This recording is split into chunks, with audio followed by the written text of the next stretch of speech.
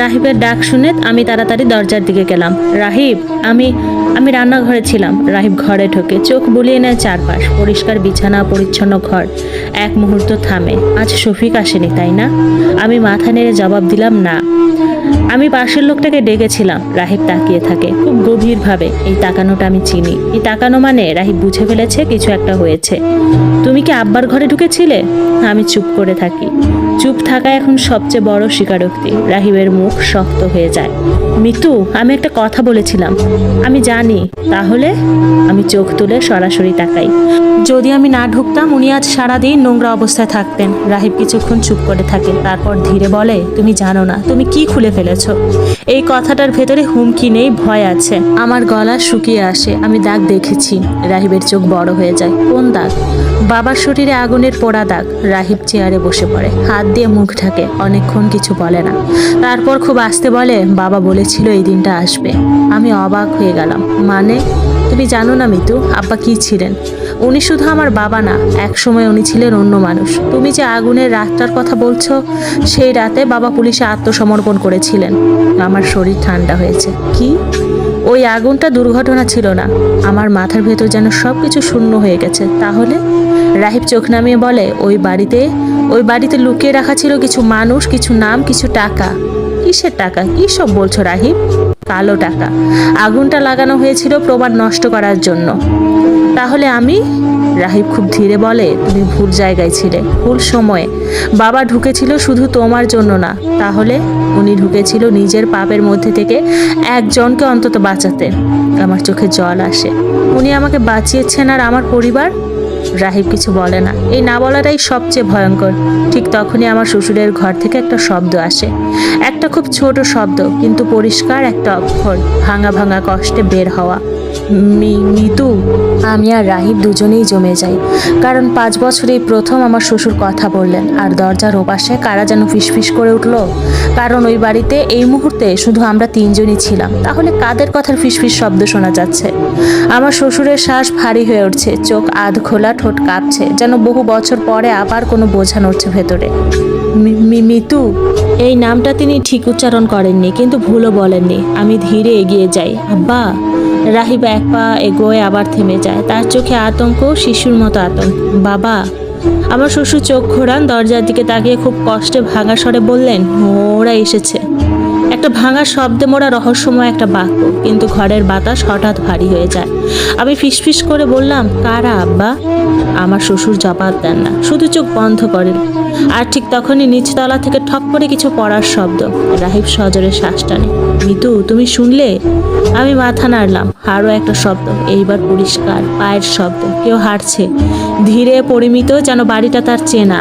রাহিব ধীরে দরজার দিকে যায়, হাত বাড়িয়ে লাইটের সুইচে চাপ দেয়। লাইট জ্বলে ওঠে। কিছু নেই, কিন্তু নিচতলার করিডোর থেকে হালকা আলো আসছে, কারণ ড্রয়িং রুমের লাইট জ্বলছে।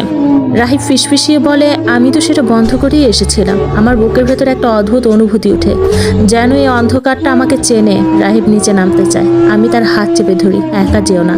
দুজন পাশাপাশি নামতে থাকি সিঁড়ি দিয়ে। সিঁড়ির প্রতিটা ধাপে ধাপে পা ফেলার শব্দ বুকে কম্পন সৃষ্টি করছে।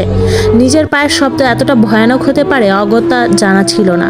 ড্রয়িং রুমে ঢুকতেই আমরা থমকে যাই। সোফায় কেউ বসে আছে, একজন বৃদ্ধ লোক, চুল সাদা, মোটা ফ্রেমের চশমা, পরিচ্ছন্ন পাঞ্জাবি। লোকটা হাসছে, একদম শান্ত স্বাভাবিক হাসি, কিন্তু মোটেও স্বাভাবিক লাগছে না। লোকটা রাহিবকে বলে উঠল, এত দেরি করালে কেন রাহিব? রাহিবের মুখ ফ্যাকাশে হয়ে যায়। চাচা? লোকটা মাথা নাড়ে। হ্যাঁ, আমি তাকিয়ে থাকি। এই লোকটাকে আমি চিনি না, কিন্তু রাহিব চেনে। এই লোক রাহিবের বাবার পুরনো বন্ধু, এক সময়কার ধুরন্ধর আইনজীবী মোহাম্মদ ইকবাল। আপনি এখানে কিভাবে? ইকবাল সাহেব হাসেন। দরজা খোলা ছিল, কিন্তু এই কথাটা মিথ্যে। এই বাড়ির দরজা কখনো খোলা থাকে না। একটু আগে রাহিব নিজেই দরজা লাগিয়ে এসেছে। রাহিব কিছু বলতে যাচ্ছিল, ঠিক তখনই আরেকটা কণ্ঠ। শুধু উনি না, ডাইনিং টেবিলের দিক থেকে একজন উঠে আসে, মাঝবয়সী, চোখে নিচে কালো দাগ, গলায় পুরনো কাটার চিহ্ন। আমার মাথা ঘুরে যায়। এই লোকটার ছবি আমি দেখেছি হাসপাতালের পুরনো নথিতে, পুলিশ রিপোর্টে। আপনি? লোকটা ঠোঁট বাঁকায়। আমি সেই আগুনে মারা যাইনি মিতু। আমার নামটা সে জানে। রাহিব ধাক্কা খেয়ে পেছনে যায়। এটা অসম্ভব, ইকবাল সাহেব শান্ত গলায় বলে। অসম্ভব কিছু না বাবা, শুধু চরিত্রটা আড়ালে পড়েছিল।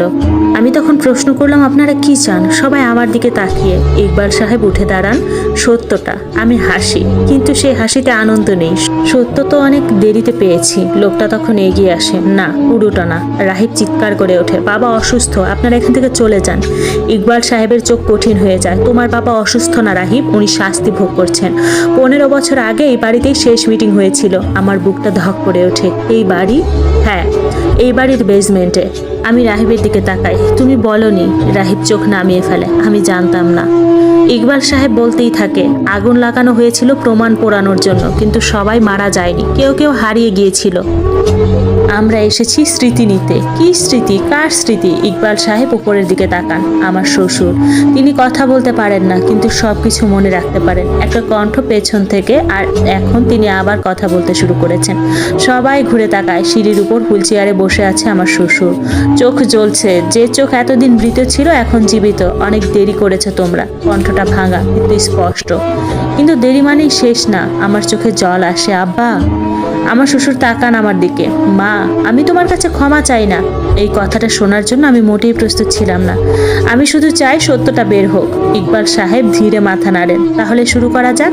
বাইরে হঠাৎ বজ্রপাত, হঠাৎ কারেন্ট চলে যায়। চারিদিকে রাজ্যের অন্ধকার নেমে আসে। কোথাও যেন আলোর ছিটেফোঁটাও নেই।